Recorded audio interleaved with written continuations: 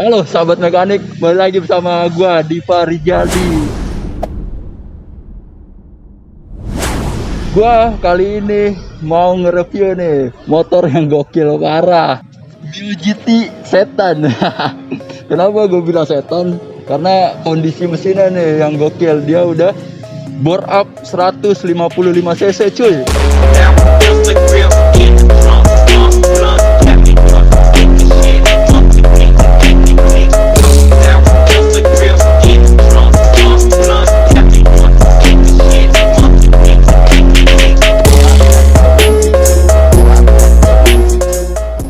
Gak usah panjang lebar ya, kita langsung panggilin aja owner ya, Bang Aradea.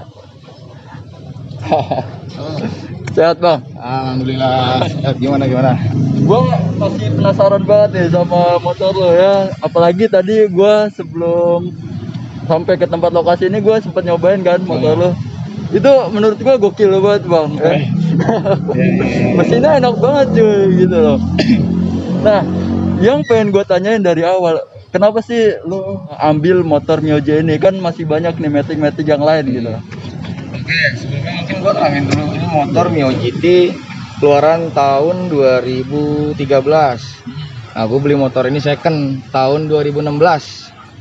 Nah, sebetulnya kenapa gua milih Mio GT? Sebetulnya bukan, kalau ada pilihan lain mungkin gue milih yang lain. Cuman di saat itu memang kita menyesuaikan budget kan, ya namanya juga BPJS ya kan, biaya pas-pasan jiwa sembalap.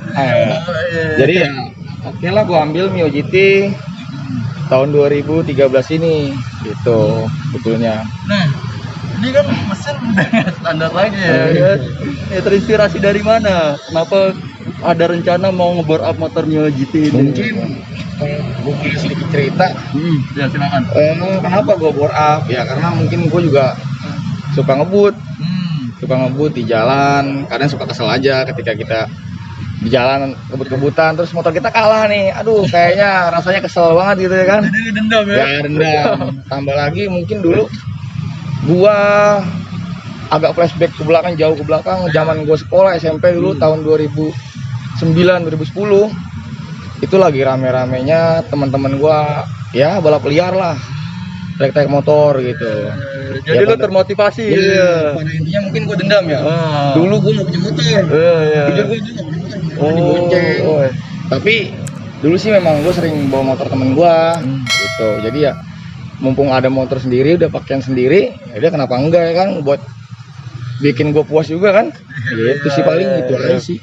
Gitu. Tapi ini motor konsep apa sih Bang lu modifnya? Ini konsepnya sebetulnya apa ya? Gue bilang road race look lah. Road race look. Ya motor standar maksudnya buat harian. Gua juga mungkin kalau buat bener-bener buat balap ya nggak mungkin seperti inilah kondisinya. Pasti mungkin banyak yang dipotong-potong karena kondisi masih di jalan. Dan pajakku juga pajak hidup buat motor hari-hari juga. Jadi bodinya masih lu jaga standar lah ya, harus ini lah ya. Ini kan cc 155 cc nih ya Bang ya? Ya kurang lebih segitu. Lu pakai seher ukuran berapa sih? Gue seher Sonic itu 58,5. Oh 58,5. Tapi sebelumnya tuh pernah pakai yang di bawahnya apa langsung dari 58,5? Standar itu dari mesin standar. Gue sempet main di seher 57. Tadinya sih mau main di 56, nggak terlalu gede kan buat standar. Cuman pas lagi itu belanja temen gua, stoknya kosong, ya udah yang ada aja. Masalahnya kan motor pakai sehari-hari, nggak bisa lama-lama untuk diem di bengkel, ngurus bengkel gitu ya. Nah itu mungkin setelah jalan kurang lebih setahunan lah. Mungkin karena kecerobohan gue juga, oli suka telat, akhirnya jebol lagi tuh. Jebol lagi. Akhirnya ya udahlah, kayaknya gedein lagi, tanggung nih 58 lah. Nggak taunya sama temen gue dibikin 58,5 itu tanpa pengetahuan gue. Gue bikin udah 58 aja, 58,5 dan sampai sekarang alhamdulillah masih sehat walafiat. Overall aman lah ya buat harian. Kalau untuk trek jauh sih gue belum begitu coba. Dulu sih zaman 57 sih gue pernah pakai, paling jauh paling ke Gunung Bunder. Lumayan jauh ya. Bogor ya. Tapi nggak ada trouble tuh selama nggak ada. bawa oli cadangan, takutnya kering ya kan di jalan. Di saat itu motor gue udah sedikit agak ngebul. Jadi emang lu antisipasi ya kalau Antisipasi. kemana-mana bawa oli gitu ya. Bang, nih gue tanya-tanya tentang motor ini nggak apa-apa ya? Iya. Nih, oke, gue tanya-tanya dari bagian eksternalnya ya kali ya. Di bagian body ini warna standar atau lu repaint lagi bang? Ini repaint, ini sebetulnya ada 2 kali repaint, cuman ya namanya tadi gue bilang kan BPJS, budget pas-pasan, jiwanya jiwa sembalap, jadinya ya punya modal dikit, modal nekat aja, milok sendiri, ngejalan sendiri, makanya ya kelihatannya catnya nggak rapi, namanya juga salah-salah. Glowing bang. Glowing karena mungkin dia selalu dipoles sama skincare. Ya, nggak mau kalah juga dong motor dong, sama orang skincare. Ada perawatannya juga ya. Ini lu pelek pakai pelek apa bang? Mereknya? Pilih pakai samurai. Oh samurai. Ini warnanya red candy untuk body. Habis berapa kaleng itu bang? Kurang lebih 3 kaleng warna merahnya, terus sama epoksinya 1,5 kaleng lah, sama pernis yang 1K ya. Yang botol kecil itu 2 kaleng habis. Kurang lebih. Lumayan lah. Memuaskan lah ya bang ya. Yang memuaskan karena gue sendiri yang ngerjain, sebetulnya sih gue puas ketimbang sebetulnya sih budget dengan gue mengeluarkan biaya segitu, gue bisa lebih hasilnya bisa lebih bagus ketika kalau gue kasih ke tukang cat. Cuman biar sendiri aja gitu. Gue setuju banget sih bang. Emang apa yang kita lakukan dengan sendirinya tuh ada kesan tersendirinya ya bang ya. Entah itu hasilnya jelek atau bagus, kita kan udah Mencoba berusaha memaksimalkan. Ya. Gitu. Oke, lanjut ke kaki-kaki depan nih bang. Kaki depan. Nah, ini lu pakai shock breaker masih standar ya? Sobekan masih standar. Terus Terus bisa lu jelasin ya? oke. Kita biar sini kali ya gue ya. Oke, gue ini gue pakai ban Michelin Pilot GP ukuran 90-80. Nah, sama mungkin nih Donat banget ya bang tampilannya bang. ya, tapi itu yang gue suka sih sebetulnya. Progres parah nih guys. Rokas look ya kan. Untuk pengereman Disremnya. disrem gue pakai merek apa ya? Mereknya nggak jelas sih. Aksesori ini ya variasi. Ini bukan motor hedon soalnya. Gue bilang bukan motor hedon yang part-partnya mahal-mahal, standar-standar aja lah. Berapa lu beli bang tuh? Murahnya tuh? Lebih 120.000 deh. Oh, Ukurannya berapa ya? 240 atau 260 gitu. Jadi guys, nih tadi gue nyoba pengeremannya tuh walaupun dibilang Bang Aradia murah nggak terlalu mahal, tapi lumayan pakem guys. Gitu ya. Oke, nah ini pelek depannya juga udah lu repaint ya bang ya kayaknya. Depan juga gue repaint pakai pilok samurai. Ini warnanya biru Movistar Yamaha. Yang terbarunya. Lanjut ke kaki-kaki belakang bang. Oke, gitu. Ya, siap. Sorry bang, sorry. Nah, di bagian lampu juga kayaknya udah lu rubah nih. Ya. Lampu gue pakai lampu LED RTD Ya. yang 6 cc ini. Ya lumayan lah buat terang-terangan di jalan mah. Betul. Nah, untuk arusnya juga udah lu rubah berarti. Wajib dirubah itu. Iya, iya. Ke DC ya DC. bang. Ya? Tuh. Oke, lanjut kaki-kaki belakang. Ini ada yang menarik nih guys, sangat-sangat menonjol antara knalpot dan shock breaker ya coy. Gue yakin bukan barang murah nih kalau. Ya standar lah menurut gua kalau untuk ini mah. Bisa dijelasin bang? Oke, gua di sini pakai knalpot CLD C2, tipe C2 bulat C2. Yaitu pasaran barunya mungkin sekitar 700.000 lah, kurang lebih. Nggak tahu kalau sekarang mungkin udah turun kali sekarang. Turun berapa tuh bang? Ini headernya inlet 38. Enggak apa. Kenapa 38? Motor gua motor harian. Dan memang juga kompresinya nggak gede-gede amat lah, nggak padat-padat amat, jadi masih cukup nampung lah pakai leheran kecil. Kan kalau sekarang banyak yang inlet 50 itu, takutnya gua ngempos motor karena gue nyari kursi di bawahnya. Betul. Ya lu nyari aman lah ya bang ya. Aman lah, menyesuaikan juga orang motor bukan motor balap kok, ya kan? pasar ya bang? Motor pasar, betul. Motor pasar gue kalau belanja pakai yang ini. Serius, bener. Gue kan punya warung nih. Maksudnya warung rintis usaha lah. Ya emang belanja ya pakai yang ini. Bisa disebut motor pasar ini. Nah untuk bagian ban depannya tuh ban belakangnya sorry. Oke, belakang ini gue udah ganti sih sebetulnya.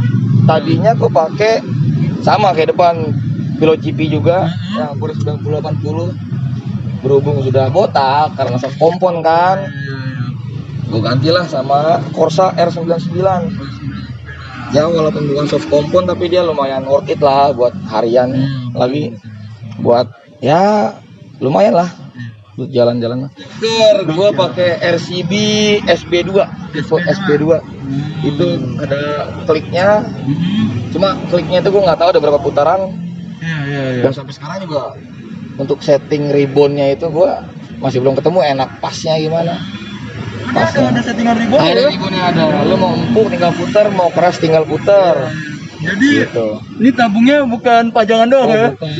Bukan kaleng-kaleng ini. Nah untuk eksterior kita udah ulas semua. Kita lanjut ke sektor permesinan nih. Ini yang gokil nih. Oke tadi di awal pas bilang di opening, gua bilang ini motor setan ya. Ya. Oke dari kirian dulu kali ya. Bisa lu jelasin? Untuk puli depan, gue ada bubut derajat.